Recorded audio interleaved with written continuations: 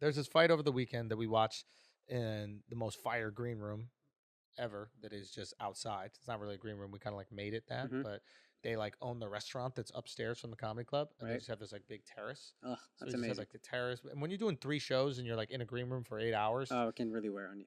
but then you go outside. It's beautiful. So we're watching the fight. Islam. We also almost died climbing up the stairs. Also that. The elevation, you know, it was crazy. We're just passing out. Yeah. Islam Makhachev or something. I don't know exactly how to pronounce his name. So he fights this other guy. Khabib's guy, right? Yeah, Khabib's guy. Here's the thing that's really interesting and made me realize what's going on with the UFC and why they have a big problem. They potentially have a big problem where their most dominant fighters are not interesting. He's incredibly dominant. He's brilliant in his ability to like control the fight. But it's wildly boring for the casual. I'm sure if you're a wrestling fan or a grappling fan, like seeing this guy's like use of his weight and like movement of his hips and his ability to maintain control is really exciting. You know, like watching a chess match or something like that for someone who's really into chess is exciting. But for someone who's never played, is like, what the fuck is this boring ass game, right? So the people that are the highest money making fighters in the UFC, right, are not guys who have these like amazing records, right? You're looking at Conor, Nate Diaz, and I think Jorge Masvidal. All guys who have lost their last fight. Jorge Masvidal and Nate Diaz, if you looked at their records, are journeymen, essentially.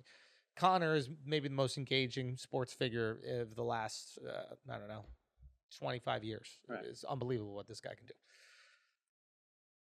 They fight in exciting ways. Strikers, going for knockouts, big-time fights. They can promote the fuck out of a fight. My concern for the UFC and for Dana White is, what is he to do with a guy who is not very exciting in the promo or build-up of the fight? You know, the people in Khabib camp are about like respect and not really ruffling feathers, not saying anything that could be disrespectful or even hurtful to an opponent, just coming out there and getting it done. Well, this isn't the Olympics. Yeah. This is the entertainment business. Yeah. We're selling pay-per-views. Selling fucking pay-per-views. You're not engaging in the pre-fight. You're not engaging in the post-fight. During the fight, it's boring as fuck because you're just on top of the guy the whole time. Is Dana White terrified that this is going to be the next guy who dominates the division? I think he's okay because he's got enough other people. And I think the sport has been growing, and it grew with Khabib, and there will be somebody who will provoke this motherfucker. Somebody going to come around. You're going to get another Conor. You got Izzy here. You're still going to make your money for Dana White, and then you can point to this guy and call him the technician or whatever. Not everybody has to be Izzy, Conor, Nate Diaz. You got those guys to carry, and then you got these other guys to say, oh, look how technically superior he is. I think. That's what I'm thinking as I'm hearing this out loud. Like, you need a guy like that. You need a guy like Khabib. You need a guy like this to be like, oh, look how good and dominant he is.